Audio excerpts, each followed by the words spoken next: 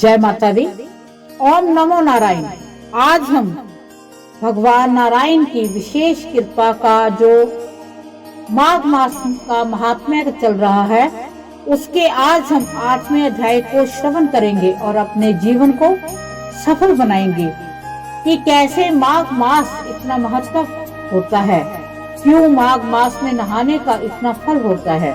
तो चलो भगवान नारायण की विशेष कृपा का पाठ माघ मास का 8वें अध्याय को हम श्रवण करते हैं। यमदूत कहने लगा कि तुमने बड़ी सुंदर वार्ता पूछी है। यद्यपि मैं पराधीन हूँ, फिर भी तुम्हारे स्नेह वश अपनी बुद्धि के अनुसार बतलाता हूँ। जो प्राणी काया, वाचा और मनसा से कभी दूसरों को दुख नहीं देते, वे यमलोक में नहीं जाते। हिंसा करने वाले वेद, यज्ञ, तप और दान से भी उत्तम गति को नहीं पाते। अहिंसा सबसे बड़ा धर्म है। तप है, दान ऋषियों ने बतलाया है। जो मनुष्य जल या पृथ्वी पर रहने वाले जीवों को अपने भोजन के लिए मारते हैं, वे काल सूत्र नामक नरक में पड़ते हैं और वहाँ पर अपना मांस खाते हैं और रक्त पीप पान करते हैं तथा पीप की कीच में उनको कीड़े काटते हैं। हिंसक जनमांत काने, कुबड़े, लूले, लंगड़े, दरिद्रती और अंगहीन होते हैं। इस कारण इस लोक तथा परलोक में सुख की इच्छा करने वाले को काया, वाचा तथा मन से दूसरों का द्रोह न करना चाहिए।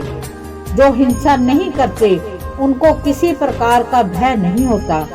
जिस तरह सीधी और टेढ़ी दोनों प्रकार की बहने वाली नदियां समुद्र में मिल जाती हैं, वैसे ही सब धर्म अहिंसा में प्रवेश कर जाते हैं। ब्रह्मचारी, गृहस्थ, वानप्रस्थी तथा यति सभी अपने अपने धर्म का पालन करने और जितेंद्रिय रहने से ब्रह्मलोक को प्राप्त करते हैं। जो जलाशय आदि बनाते हैं और सदैव 5 यज्ञ करते हैं, वे यमपुरी में नहीं जाते।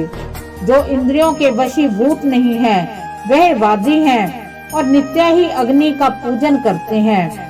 वे स्वर्ग को जाते हैं। युद्ध भूमि में जो शूरवीर मर जाते हैं, वह सूर्य लोक को प्राप्त होते हैं।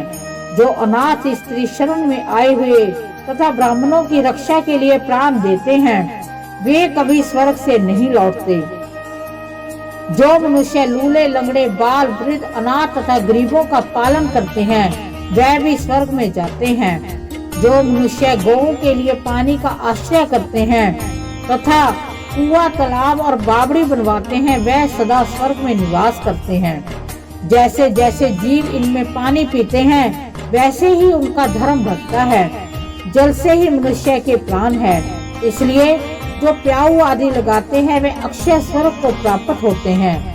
बड़े बड़े यज्ञ भी वह फल नहीं देते जो अधिक छाया वाले वृक्ष मार्ग में लगाने से देते हैं। जो मनुष्य वृक्ष रोपण करता है, वह सदैव दानी और यज्ञ करने वाला होता है। जो अच्छे फल और अच्छी छाया वाले मार्ग के वृक्षों को काटता है, वह नरकगामी होता है। तुलसी का वृक्ष लगाने वाला सब पापों से छूट जाता है। जिस घर में तुलसी वन है, वह घर तीर्थ समान है और उस घर में कभी यमदूत नहीं जाते। तुलसी की सुगंध से पितरों का चित्त आनंदित हो जाता है और वे विमान में बैठकर विष्णु लोक को जाते हैं। नर्मदा नदी का दर्शन, गंगा का स्नान और तुलसी दल का स्पर्श, ये सब बराबर बराबर फल देने वाले हैं। हर एक द्वादशी को ब्रह्मा भी तुलसी का पूजन करते हैं। रतन, सोना, फूल तथा मोती की माला के दान का इतना पुण्य नहीं मिलता जितना तुलसी की माला के दान का मिलता है। जो फल आम के 1000 और पीपल के 100 वृक्ष के लगाने से होता है, वह तुलसी के 1 वृक्ष के लगाने से होता है। पुष्कर आदि तीर्थ, गंगा आदि नदी, वासुदेव आदि देवता सब ही तुलसी में वास करते हैं। जो मनुष्य 1 बार, 2 या 3 बार रेवा नदी में उत्पन्न शिव मूर्ति की पूजा करता है अथवा स्फटिक रतन के पत्थर के आप से आप निकले हुए तीर्थ में पर्वत या वन में रखी हुई शिव की मूर्ति की पूजा करता है और सदैव ओम नमः शिवाय मंत्र का जाप करता है, वह यमलोक की कथा भी नहीं सुनता। प्रसंग, श्रष्टा, अभिमान या लोभ से शिव पूजा करने वाले भी यम द्वार नहीं देखते। शिव पूजा के समान पापों के नष्ट करने वाला तथा कीर्ति देने वाला तीनों लोकों में और कोई कर्म नहीं है। जो शिवालय स्थापित करते हैं वह शिव लोक में जाते हैं। ब्रह्मा, विष्णु तथा शिव का मंदिर बनाकर मनुष्य वैकुंठ का वासी होता है।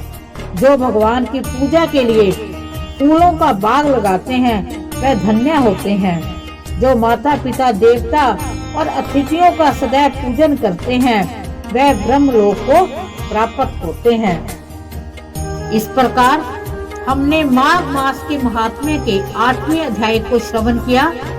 इसका अब समापन होता है।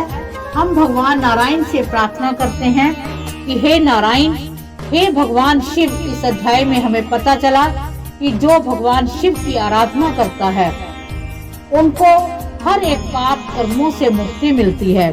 तो हमने बड़ा मधुर और बड़ा अनुपम पाठ पढ़ा, जिसके श्रवण मात्र से हमारे दुखों का, हमारे कष्टों का, हमारे संकटों का अंत होता है। तो हम भगवान नारायण से, भगवान शिव से प्रार्थना करते हैं कि अगर हमसे कोई गलती हो गई है उसके लिए वो क्षमा करें और अपना आशीर्वाद हम पर सदैव के लिए बनाए रखें। और हम उनके चरणों में करोड़ों बार नमन करते हैं, करोड़ों बार उनको नमस्कार करते हैं। इसी के साथ हम उनसे आशीर्वाद मांगते हुए जय माता दी और नमो नारायण।